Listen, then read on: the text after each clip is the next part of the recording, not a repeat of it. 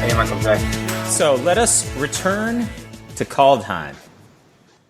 Yeah, absolutely. I mean, even though preview season, they did the typical reveal a little wave before the break, and then they're going to hit it hard a week from now, or next week. We do have everything from some more theme deck cards and some of that first wave to talk about, as well as a few of the other leaks that we haven't touched on.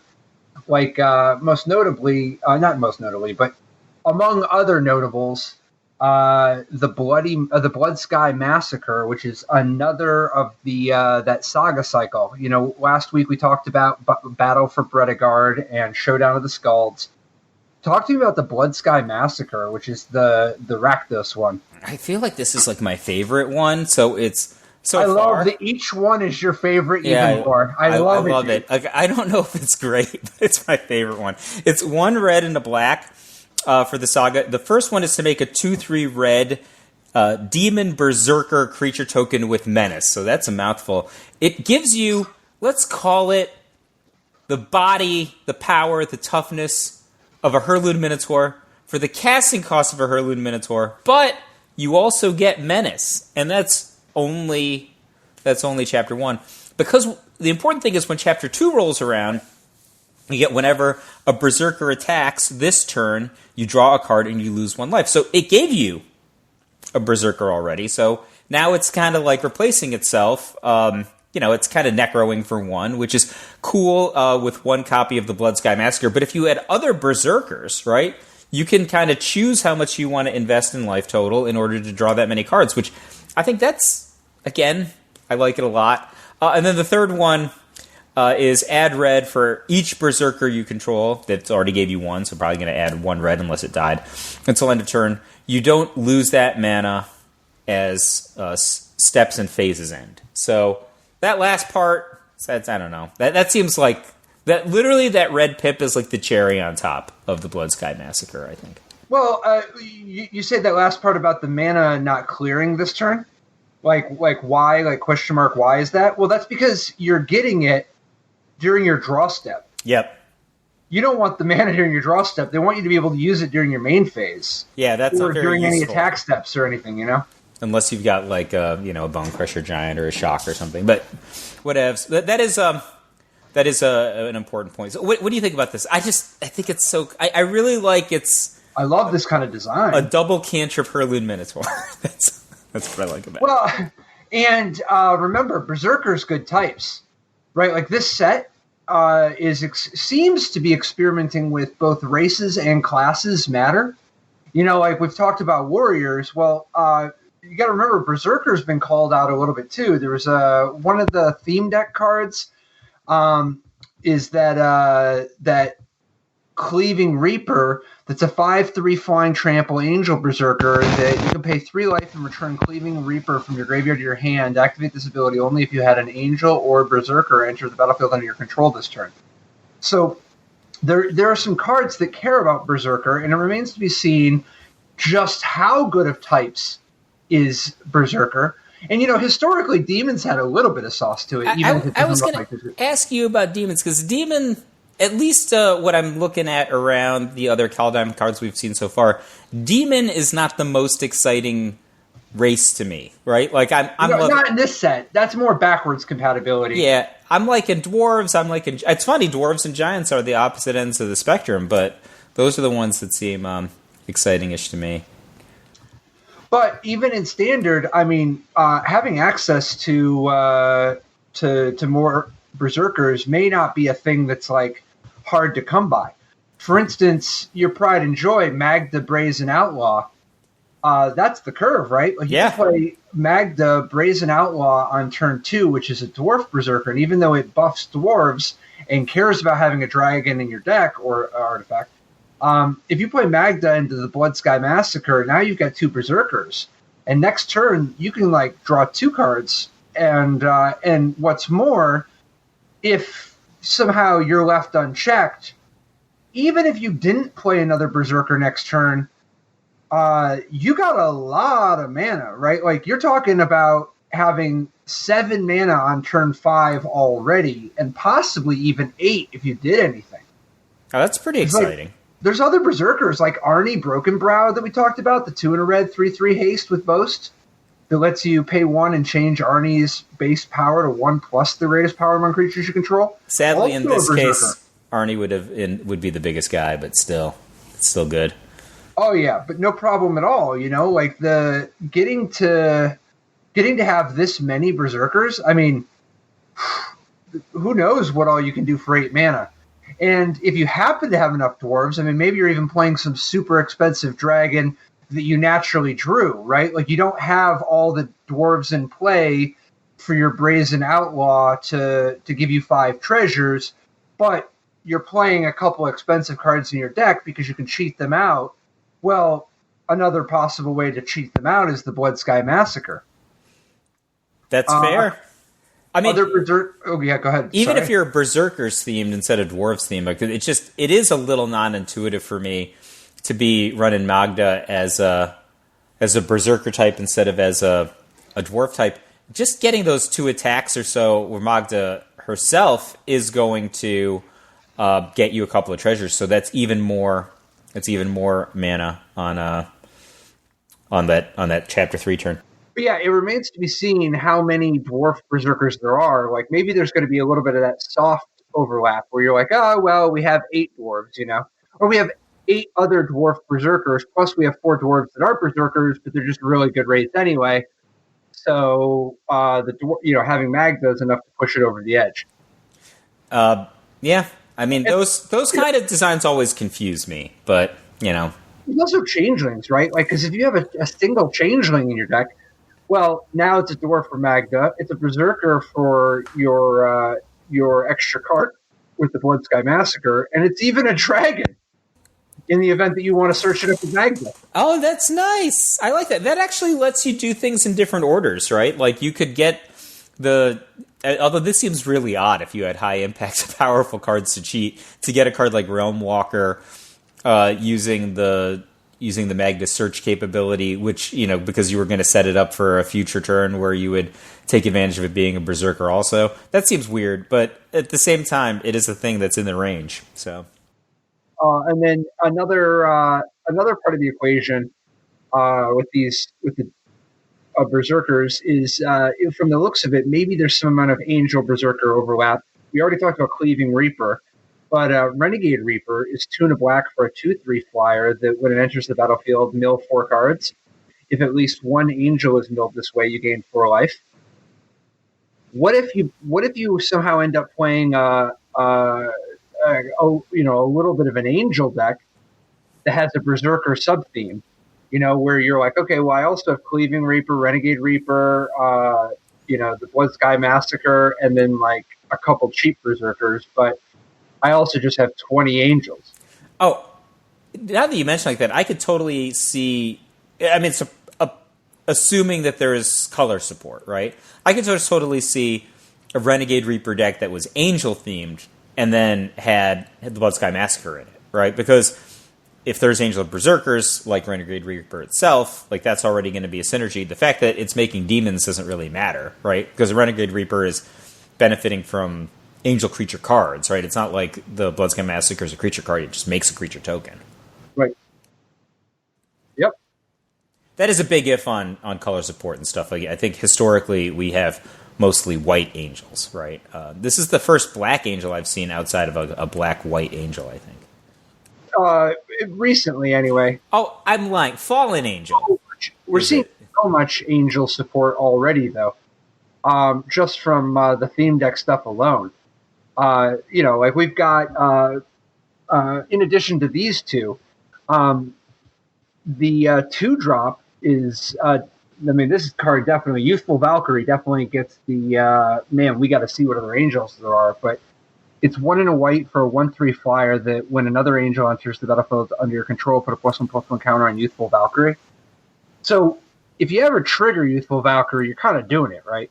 I mean, yeah. Like, this card seems very good to me, right? Like, the Knight equivalent was heavily played in Knights decks, and I think that you're getting a little bit more here. So 1/3 for 2, like, that's a playable body in some formats, right? That's a playable body in some decks, just to begin with. Obviously, an offensive deck is probably not going to want 1/3 for 2, but assuming you've correctly paid the deck building cost, you should have plenty of ways to turn Youthful Valkyrie into 2 power on its first attack, 3 or even 4 power on its next. Can you imagine if you like racked up 2 copies of Youthful Valkyrie or some other 2-drops, maybe Changelings on turn 4 after you played an Angel on turn 3?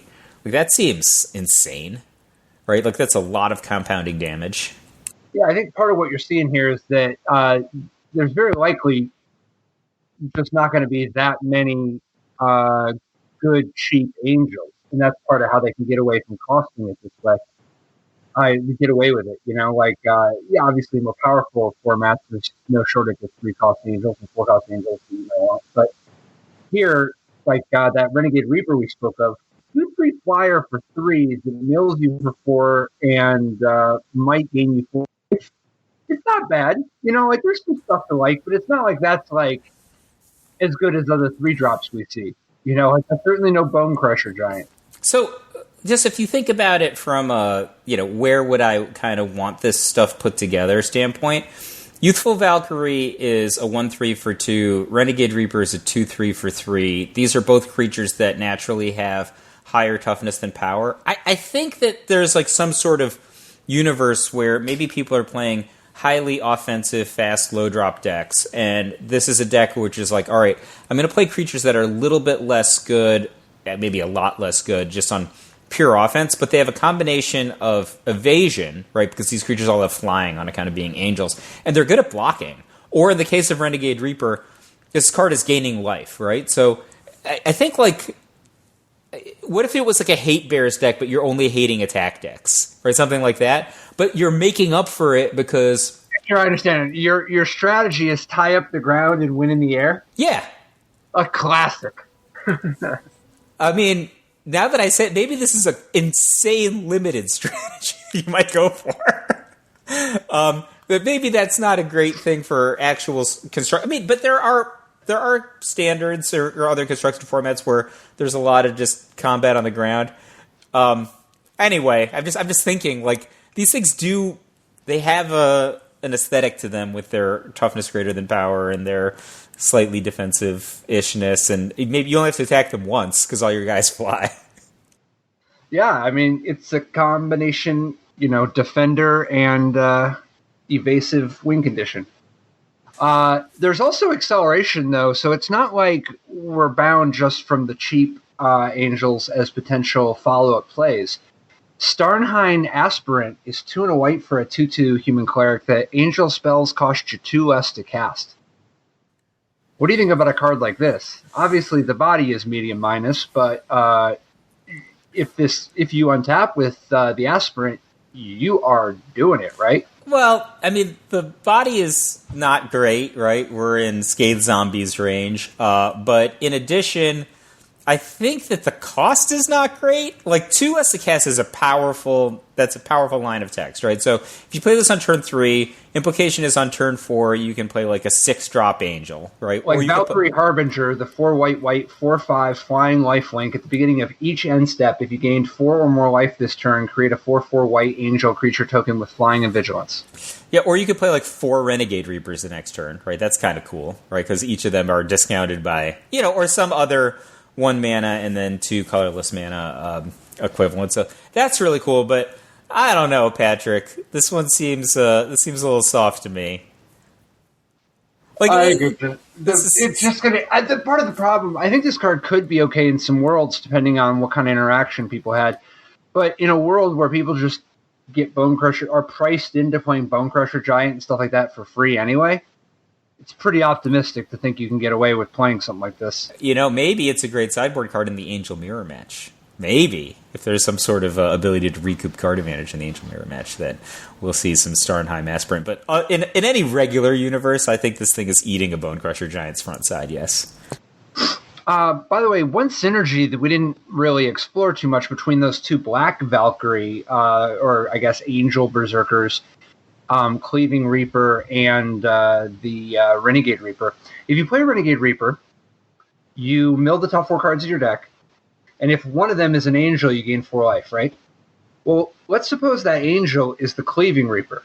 So you gain 4 life, and now the Cleaving Reaper says you can pay 3 life to return it to your hand only if you had an Angel or Berserker enter the battlefield under your control this turn, which you did. You had the other Reaper. That's convenient. So now you pay the 3 life, you get it back, and so you effectively drew a card, and it was your Cleaving Reaper, and you're up a life, right? So that's pretty sweet. And then the fact that you're gaining 4 life from the Renegade Reaper is convenient, because that's exactly the amount of life you need in order for Valkyrie Harbinger to trigger. So it's kind of interesting how all these the Valkyrie fit together, right? Like Renegade Reaper can buff the Youthful Valkyrie, give you an extra 4/4 flying vigilance creature with the Harbinger, draw your Cleaving Reaper back from the graveyard even after finding it, and it's maximum efficiency off Starnheim Aspirant. So it's like very interlocking pieces, and all of this is to say nothing of Rampage of the Valkyries, which is one of the most important Angel rewards. The 3 white-black enchantment. When Rampage of the Valkyries enters the battlefield, create a 4/4 white angel creature token with flying and vigilance. And whenever an angel you control dies, each other player sacrifices a creature. Wow. This card is really, really... It's evocative, right? So for 5 mana, one of which is now white, which is now black, used to be white, you get basically a Serra Angel, right? Like a 4/4 white angel with flying and vigilance. That was the best creature you could play at one point, right? So you get that, and then on top of it, you get, what's the name of that card? Deathmatch? Grave Pact? Yeah, it's Grave Pact. Sorry, not Deathmatch, Grave Pact. I remember Johnny Magic won his first Pro Tour with a Grave Pact. It was a limited Pro Tour, but this is still a powerful ability if you are playing against decks that have creatures in them, right? So it's basically impossible to play like kind of a chip shot attrition game against an Angel-themed deck that has Rampage of the Valkyries in play, or you have to have a huge. If you're trying to win on creatures anyway, yeah. Or you have to have a huge volume of tokens, right? Like if you have a ton of tokens, maybe you can get around it. It's probably still expensive, yeah. But this seems like a great Angel Rewards card. Again, it has to be in a context of, people are playing that kind of a fair game, right? If they're playing a control deck or something that doesn't have creatures, then this isn't going to have a lot of efficacy. But my goodness, if they're playing like a Stompy deck, I don't know how they're going to win. So the rewards are not just linked to angels, of course, the dwarves and the angels for the berserkers. I shouldn't even say rewards. The other berserkers, we've already seen Surtland Flinger, which is 3 red for a 4/6. Whenever Surtland Flinger attacks, you may sacrifice another creature. And when you do, Surtland Flinger deals damage equal to the sacrificed creature's power to any target. If the sacrificed creature was a giant, Surtland Flinger deals twice that much damage instead. So it's a 4/6 giant berserker, and when it attacks, it flings something, and if it flings a giant, it does double damage. Wow, that potentially does a bazillion damage, right? If you have just any kind of medium to large giants in your deck, right? Like a simple card like a Bone Crusher Giant, which has 4 power for 3 mana, that's like an 8 damage buff to Surtland Flinger. It's 8 extra damage, right? Yeah, that you can throw at something. Yeah. Like, it doesn't have to even just be the opponent if you don't want. You could take down their 8/8. Yes, you're absolutely correct. I was just thinking about it in terms of, facing somebody for 8, because that seems exciting to me. Oh, yeah. Still, I think there's going to have to be some I hate to say this, like, kind of little giants in order to make this work. You can't have all expensive things. No. But remember, Uro, Titan of Nature's Wrath, and Kroxa, Titan of Death's Hunger, are pretty good giants. And they're even above average to fling. Right? Oh. Like, if you have Kroxa in play, Kroxa is a 6/6 giant that only costs you 4 if you escaped it back. So if you actually attack with your... Like, if you play... if you're attacking with your Flinger here, and then... pre-combat, so you play Surtland Flinger, and then pre-combat of your next turn, you escape back your Kroxa, and then you attack with the Flinger. Well, the Flinger is attacking for 16. Kroxa just also did some damage on the way in. Right, that's 19 right there. Ugh. And presumably, you already did 3 with Kroxa, because somehow Kroxa's in your graveyard, right? Yeah. So that could be it. If you literally just draw Kroxa and the Flinger, as long as you're able to get enough cards to escape back Kroxa by turn 6, those 2 cards alone are enough. Wow. I mean, that is extremely exciting. Again, you need people to be cooperating with you, but I think that if they are, that's an extremely powerful thing to maybe want to try to play for. Like, 5 in red isn't crazy, right? Like, we play dragons that are smaller than 4/6 for 5, right? And this thing's upshot is... It's really, really exciting for a deck that's properly built. And even for a deck that's just not quote-unquote properly built, like, still okay. You don't have to do anything. Yeah. Well, sort of. You're talking about Surtland Flinger? Yeah. Like, you just attack them for... Yeah, I mean, are you really doing anything if you have a 4/6 that when it attacks can fling? Okay, so let's think about this for a second. What would you think of a 4/6 that when it attacks, draw a card? For 5? Yeah. I would be... I would need more to want to play that card. Right. And in this case, when you're attacking, instead of a card, you're effectively getting a fling that you don't have to spend the mana on, but you have to play it right now, which is an awkward time for it, and it can't be on a future turn. So I think having the option to fling now is worth less than 1 card. And the double damage part of it, maybe that's enough so that if you build your deck synergistically, it becomes worth a card. But, like, you're not really getting that. I mean, it's a cool card, right? But you have to be, like, really in for the combo in some way, right? Because it's not, I mean, all the other giants that you might fling, what do you even do? Are you sacking your Inferno Titan? That would be nice. Maybe your token, like your Beanstalk Giant or your Realm Cloak Giant? Dude, if you're sacrificing a Beanstalk Giant, they are deader than Dederson.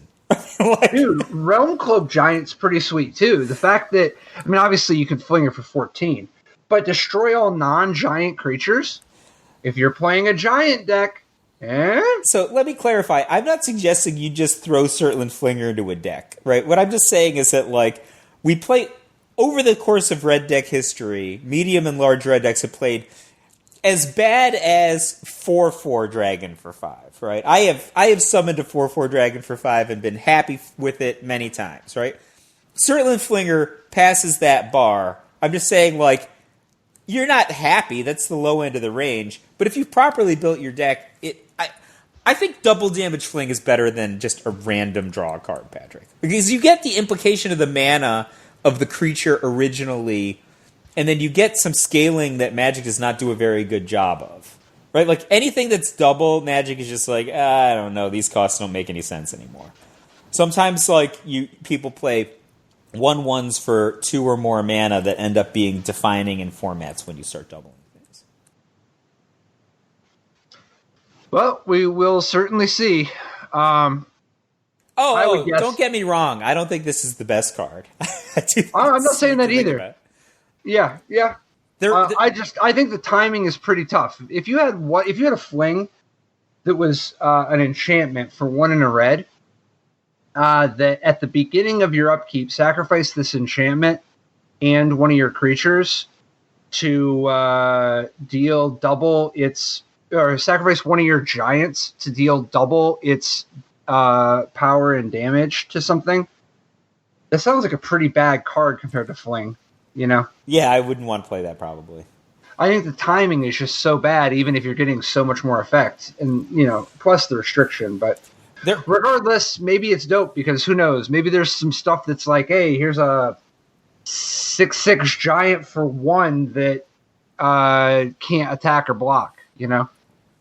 There is one giant themed card that I think is at least worth talking about. 'Cause it's very, very interesting to me. Assuming there's cheap enough cards that you can play it with, right? If you're only playing with creatures that are all like 5 mana or whatever, this card's terrible. But if you have any kind of reasonable cost creatures, I think Fire Giant's Fury it's at least in the conversation. So this card is a sorcery. Oh, yeah. Strike against, like at 1 and a red. But it has target giant you control gets +2/+2 and gains trample until end of turn.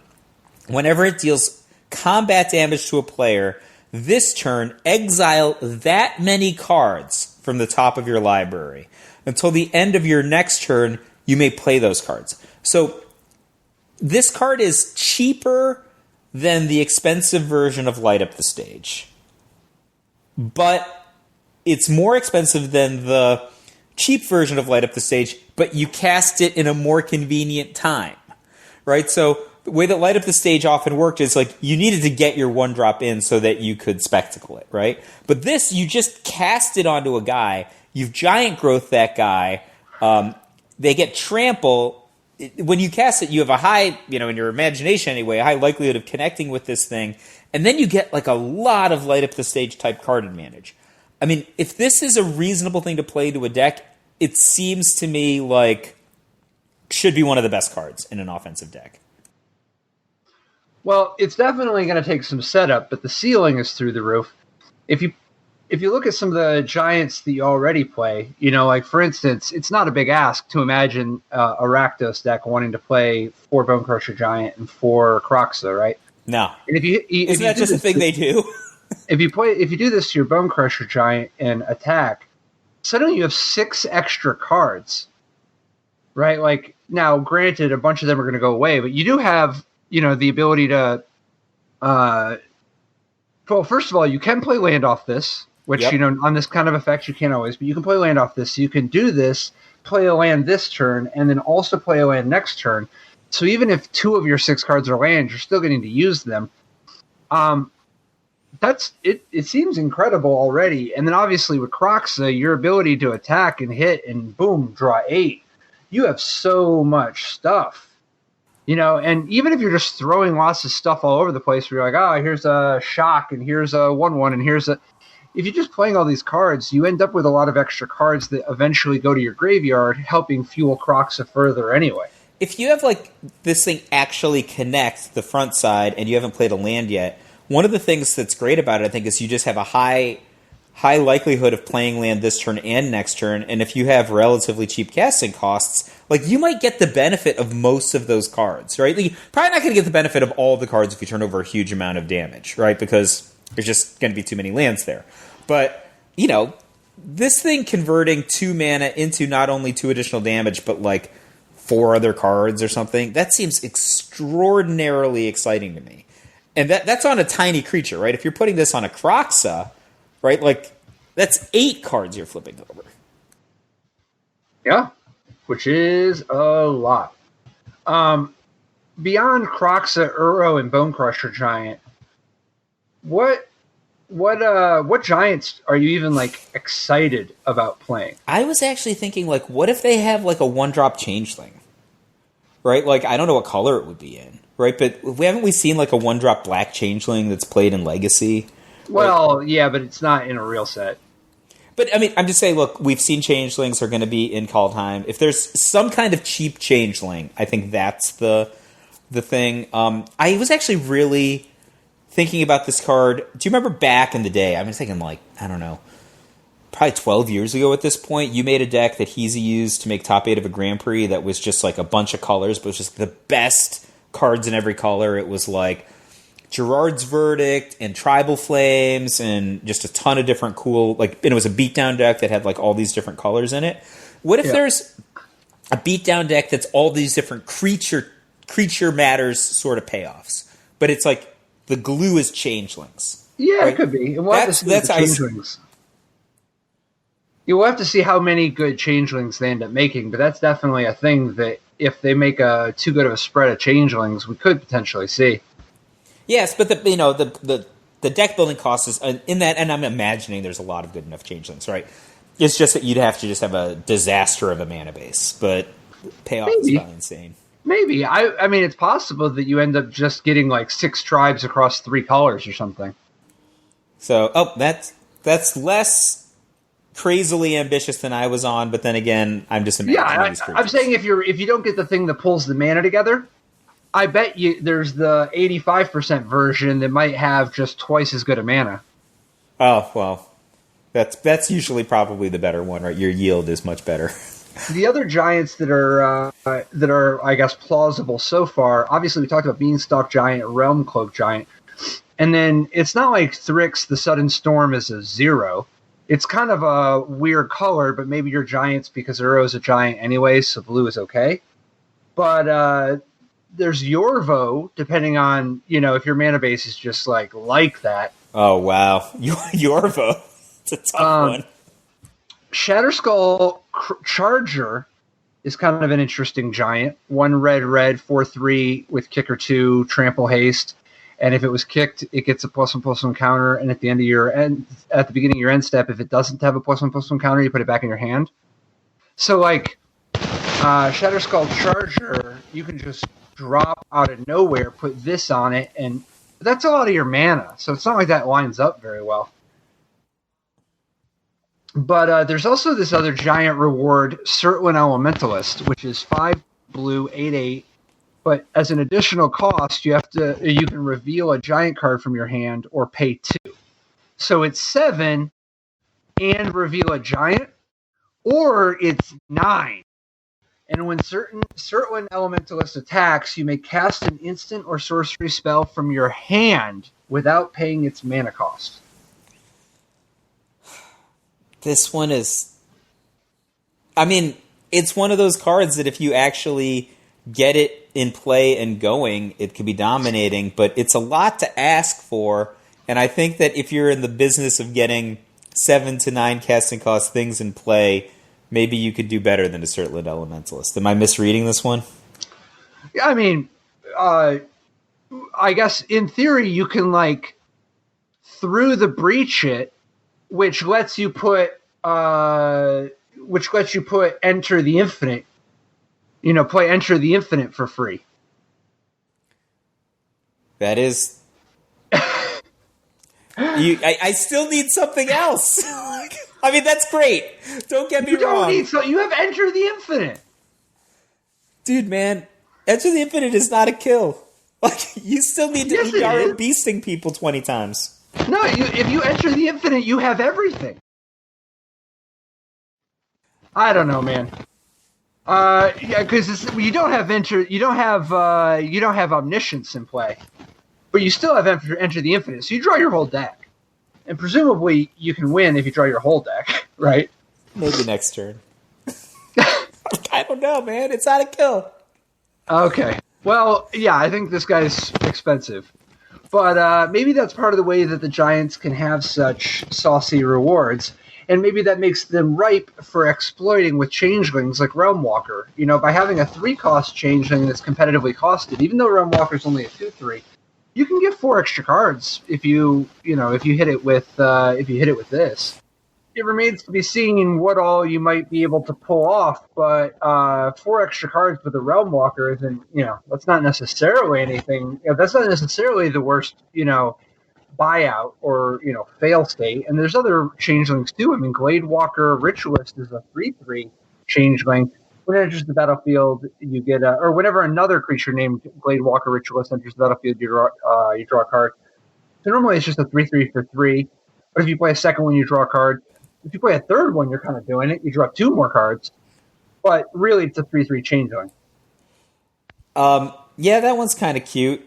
But there is a different 3/3 for 3 in this set that we did not talk about last week. I feel like we have to talk about. Okay. Seraph Realm Eater.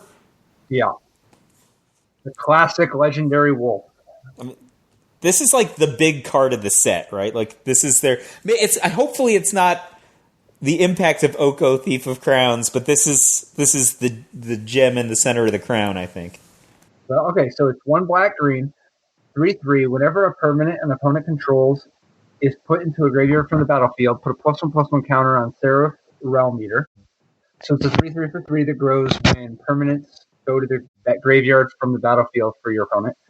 And at the beginning of your upkeep, if Seraph has 1 or more +1/+1 counters on it, you may remove all of them. If you do, exile each other non-land permanent with converted mana cost less than or equal to the number of counters removed this way. So this is like 1 step below Oko. I mean, there's like a lot of question marks associated with this card. Like one of them is you're just playing this on turn 3, it might just die, right?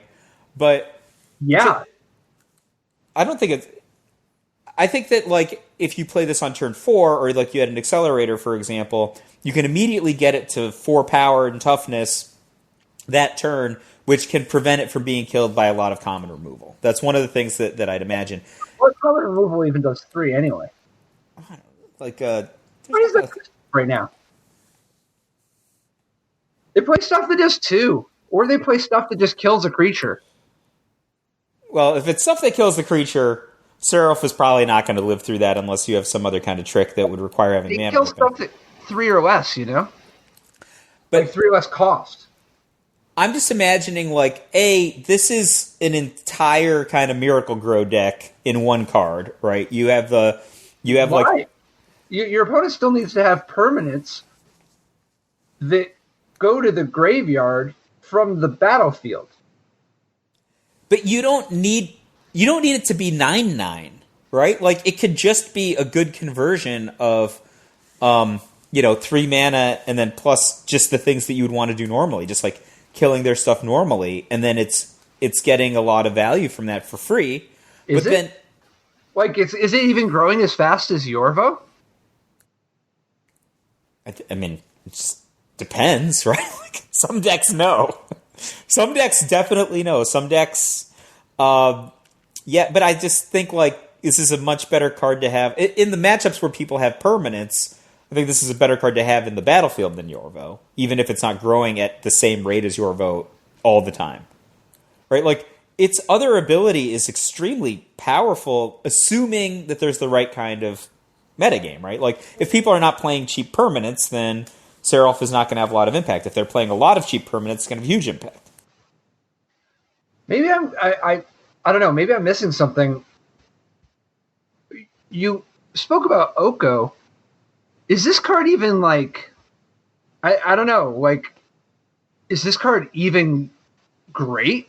No. When I speculate about Oko, I don't mean like it's as good as Oko. I mean like this is like this like. Here's a story, kind of important, legendary character that is like emblematic of the set. I think that's what I'm reading from this. This is the big bad wolf, right? Like that's what I meant by that statement. I certainly don't think it's on the power level of Oko Thief of Crowns, right? This card is much better than a Gnarled Mass, but that's not an enormous bar. Okay, yeah. So where are you picturing this going? Like. What kind of a strategy? So, not even in like standard, right? Necessarily, but I think that there are many, many historical formats through extended, modern, etc. Kind of like bigger formats where people play a wide variety of inexpensive permanents. That this would be awesome in some kind of a rock deck, right? Like imagine you're playing against cards like Tarmogoyf, against cards like Pithing Needle. Right, Scavenging Oozes. I guess people play Scavenging Oozes standard, but like where a lot of the interplay in the decks is between cards like a Fatal Push and a Tarmogoyf, right? If in those kind of formats, this seems like a great role player. It seems to me enormously good to just flip off of a Bloodbraid Elf in a matchup where it's about cards interacting with each other on the battlefield, which maybe doesn't mean that it's going to be the most whiz-bang main deck card, but it might be a great sideboard card for those matchups. Like, for example, let's say you were playing a Jund-type deck against, or, an Abzan-type deck in Modern against humans. This card seems like it would absolutely annihilate humans. You don't need to have... Well, they could exile it with a bunch of things, right? They could. So here's the thing about Seraph. Like, if you get Seraph to, the next turn with some counters on it, it's going to pay you really, really well against those matchups. If you don't, it's just the same as anything else. And the reality is... Well, it doesn't draw a card. Okay. And a lot of other cards just draw a card, right? That's fair. Right, but it might be the equivalent of drawing 10 cards if you don't have it killed, right? Those human decks don't have a great amount of battlefield interaction. Also, this is a good type in that it's not a non-creature spell, right? So just being a non-creature spell is okay. A creature spell. Too many negatives, right? Here's a non-creature spell, right? Like, if you could just live for a turn against Affinity, right? So, like, let's say you just clog the board with your whatever nonsense. You don't buy it. You were a big fan of Pernicious Deed. I don't buy it. I do think this card is weaker than Pernicious Deed. Weaker than Pernicious Deed. I'm going to disagree on that one. I think this. You think it's stronger than Pernicious Deed? I love it. Okay. I don't know. I've never played this card, and I won a lot of matches with Pernicious Deed. So I won like 3 events with Pernicious Deed. So what do I don't know, man. There's this deck called The Rock. I won the first ever PTQ anyone won with it, even though Saul Malka designed that version. But Pernicious Deed is really good. So, I don't know. I think this is a sweet design. Hopefully this card is good. Okay, wait. Let me just think about this for a second.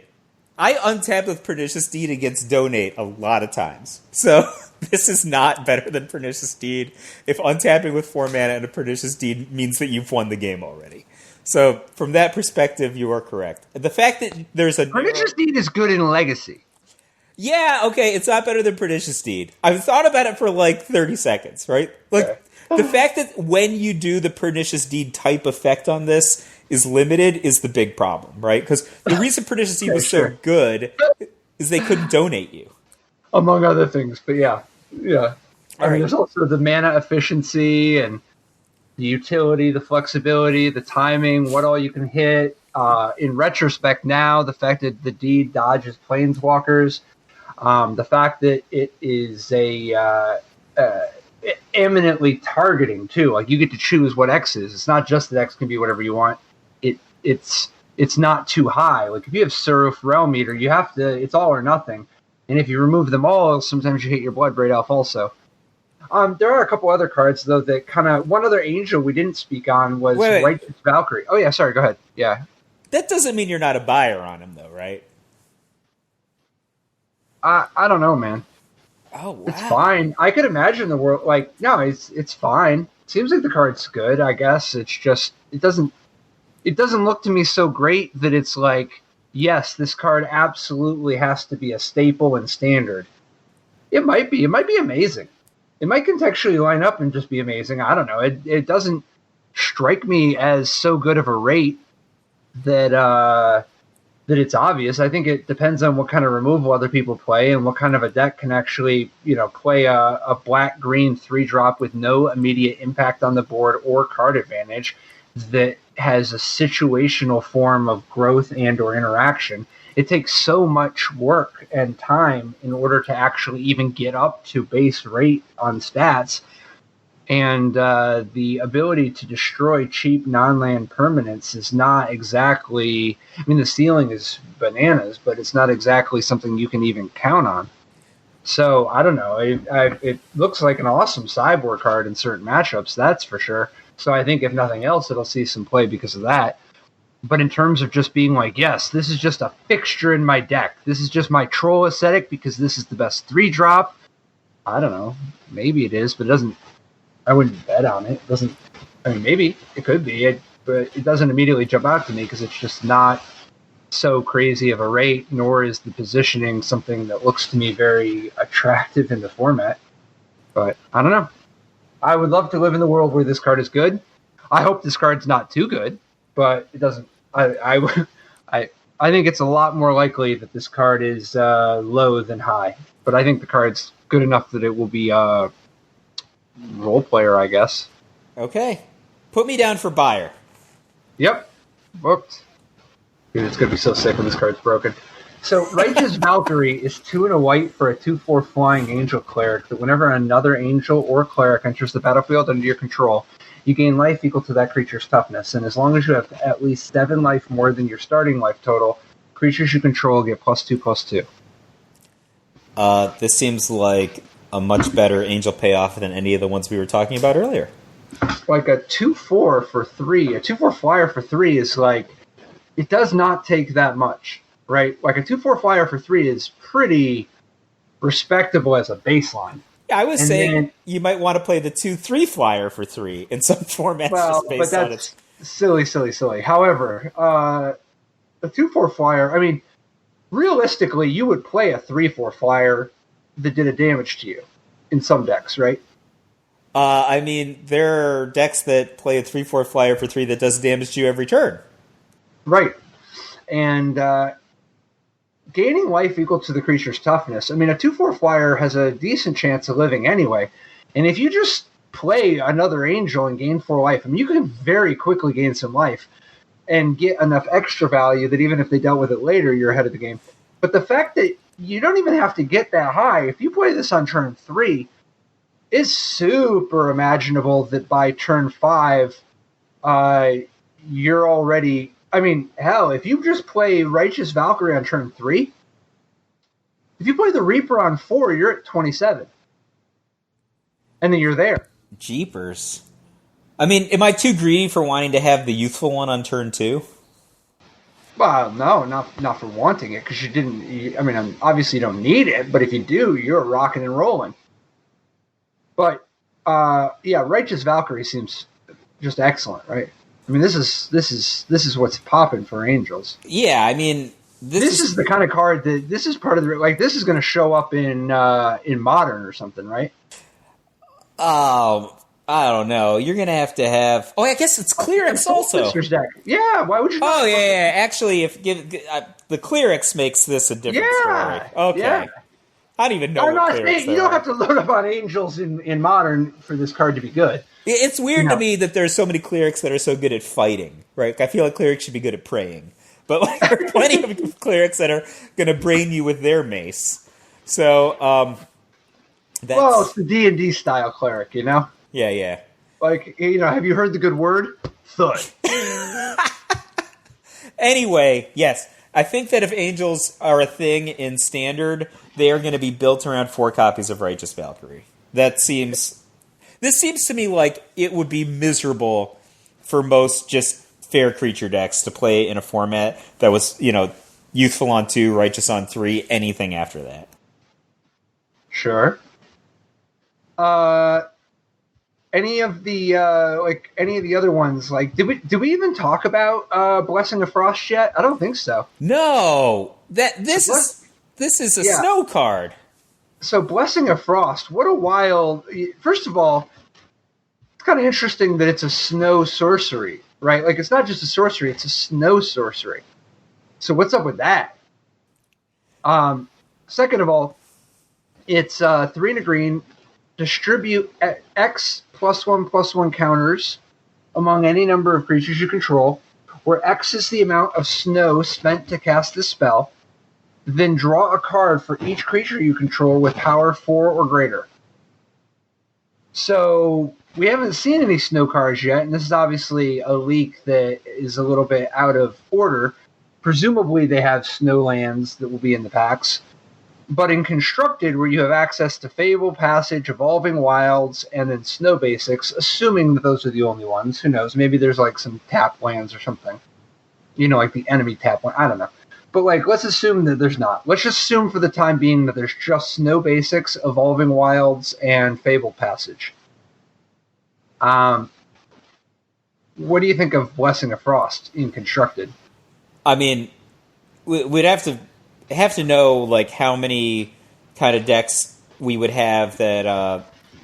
Actually, no. What if you just started with the Stompy deck, right? Stompy deck is just mostly forests. Right? What if we just started there? Tons of snow-covered forests. Forget about the Fabled Passages and everything else. How would this compare to the buff cards that the Stompy decks already play, like many of which include fighting? Right? This is a different dimension than that, right? You're not fighting with this, but like, I don't know. It doesn't take too many creatures in play that already have a decent amount of natural power and toughness. Like, you can have like Scavenging Oozes and Questing Beasts and things along those lines. They already all naturally have power 4 or greater, right? Like, if you just have like all those creatures in play, you know, you just distribute some +1/+1 counters, maybe to the smaller guys, and, you know, you just got a handful of action now. Like, this might be an amazing deck card to play in matchups that are going to be ground stalls, right? Where nobody's attacking because everybody's just building up resources, and you need to have a critical mass of resources to get through their defense without dying to the counterattack. I can think of few things better than something like this in those kind of situations. It wasn't maybe 2-3 years ago. Worlds was decided by a matchup like that, right? It was just white weenies on both sides, nobody attacking for 10 turns until somebody had like enough critical mass to get through the other person. This is exactly the kind of card you want in those situations. Like situations where even an overrun isn't gonna do it for you, right? Like, all right, all my guys are +3/+3. Shoot, they can line up good enough blocks, right?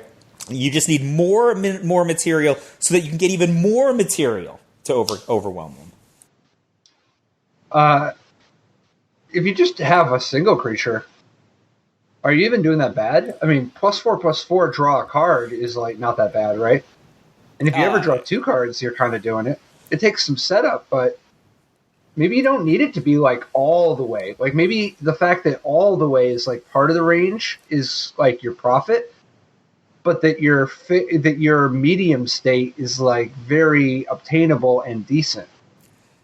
Yeah, like I think that in that situation, it's not that bad at all, right? Like it's basically like a creature enchantment cantrip, right? All right, that's fine. I paid for, my guy got pretty huge, drew a card. That's well within the range and might kill people. But then you can spread it out and get like extra mileage out of your Conclave Mentor.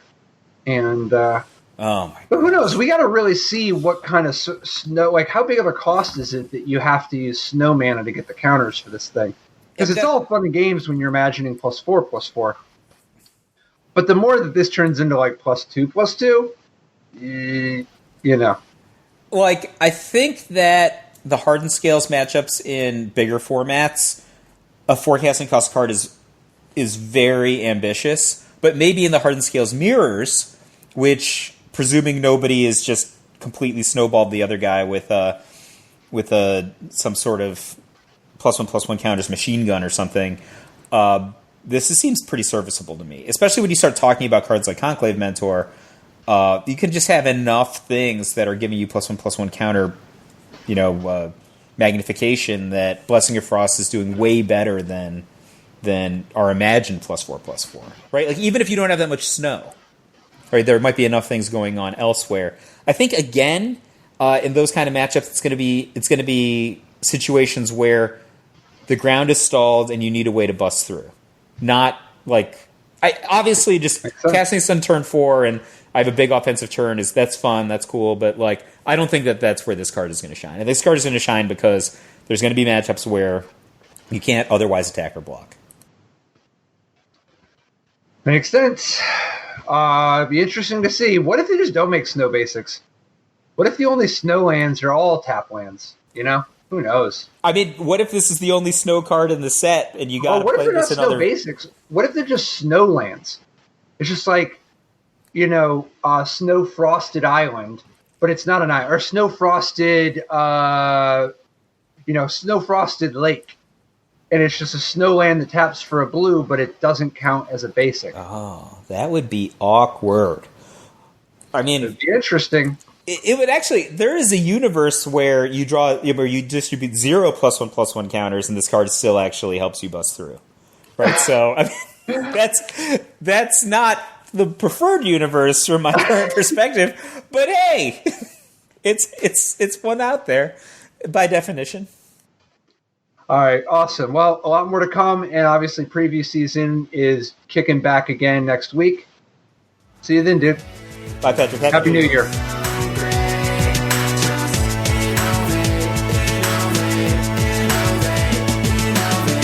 Life didn't work so great. Tried to play dredge, it's a jailer hate. Ghostly prison waiting for my untapped phase. Your core trapped in amber stasis.